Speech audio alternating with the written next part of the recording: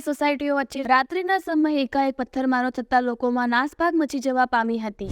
સાકાર અને Dhananjay villa society વચ્ચે રસ્તાની બાબતે ઘણા સમયથી માથાકૂટ ચાલતી હતી, જેના પગલે મોડી રાત્રે બંને સોસાયટીઓ સામસામે આવી પથ્થરમારો કર્યો હતો, જેમાં બંને બાજુ નાના બાળક સહિત 5 જેટલા ઈસમો ઘાયલ થતા તેમને ખાનગી હોસ્પિટલમાં સારવાર અર્થે દાખલ કરવામાં આવ્યા હતા।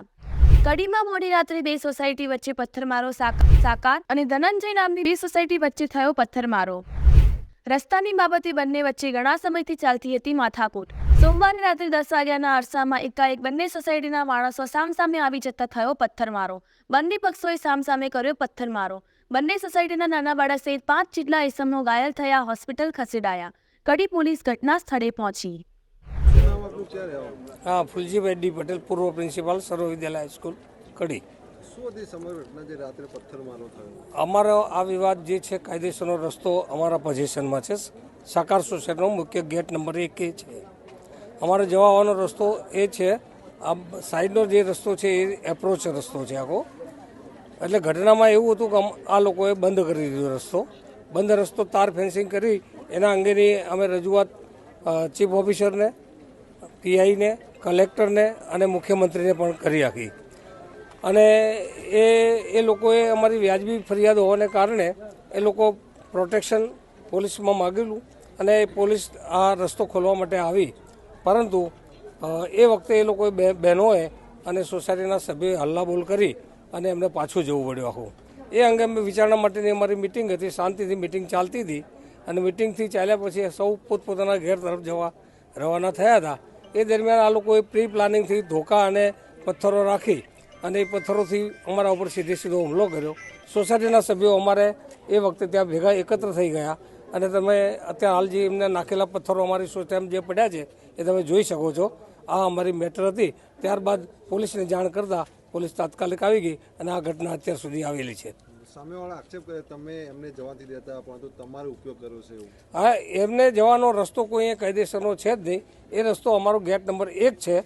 સોસાયટીના એને પ્લાનની અંદર પણ અમારે જવાનો રસ્તો એમાં હક અમારો છે આખો। એમ એ પોતે મધ્યમ વર્ગના અને તમારે ધનિક વર્ગના હોવાથી તમે એનો લાભ ઉઠાવો છો? નગર ના, એવી વસ્તુ છે જ નહીં।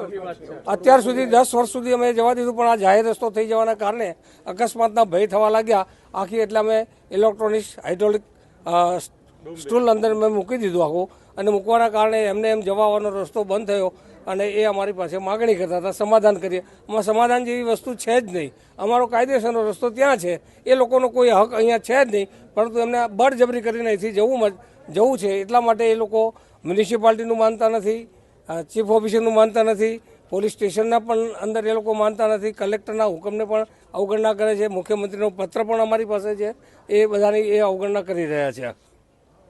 તમારું ક્યાં રહેવાનું? પટેલ દક્ષાબેન, ધનંજય વિલા। દક્ષાબેન, શું થયું હતું આજે જે પ્રશ્ન પથ્થરમારો થયો એમાં શું હતું? એ લોકો નગરપાલિકા રાજકારણના તરીકે એ લોકો સત્તાનો ઉપયોગ કરે છે અને એ લોકો અમને જવા નહીં દેવા માંગતા, પણ એમને આ રસ્તેથી જવું જ છે એવું છે અને એ વાયર તોડીને અહીં જવા માંગે છે। શું થયું અત્યારે રાત્રે ઘટનામાં પથ્થરમારો થયો?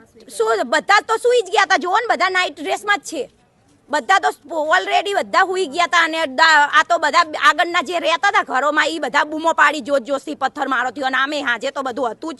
પોલીસ હતી ત્યાં સુધી કશું જ ના કર્યું। પોલીસ ગઈ એટલે આ લોકોએ બધું એમને તૈયારી સાથે રાખી હોય તો જ આટલા મોટા પથ્થર આયા ને। આ બાજુ પથ્થર તો ના હોય ને નતર। તમારી સોસાયટીમાં પથ્થર મારો કોઈને ઈજા થઈ હોય એવું? થઈ છે ને, ઈજા થઈ છે। 4 જણને 5 જણને વાગ્યું દવાખાને, હજી કેમ કે પૂરી તો ખબર ના પડે ને કેટલાને વાગ્યું, દવાખાને લઈ ગયા। શું તમારી માગણી શું છે તમારી? માગણી કશું નહીં, હવે ના જવા દેવાય, નતર અમે હવે તો રસ્તો બંધ જ કરવો પડે, નતર ઈ લોકો અમારા છોકરાઓને ઈજા કરે બધાયને। ગાડીઓ લઈને જાય ને છોકરાઓને અમારે હેરાનગતિ થાય। નવરાત્રી પહેલા 5 મહિનાથી આ બધું ચાલે છે। અમે તો એમના દરવાજે જોતાય નહીં, પણ ઈ લોકોને અહીંથી જવું હેતોય।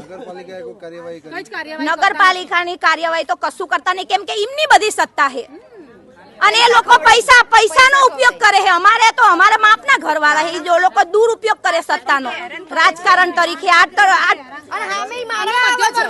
જો લેડીઝ ને હમણાં પોલીસ આવી હતી તો એક લેડીઝ ને ફેટ પકડી હતી।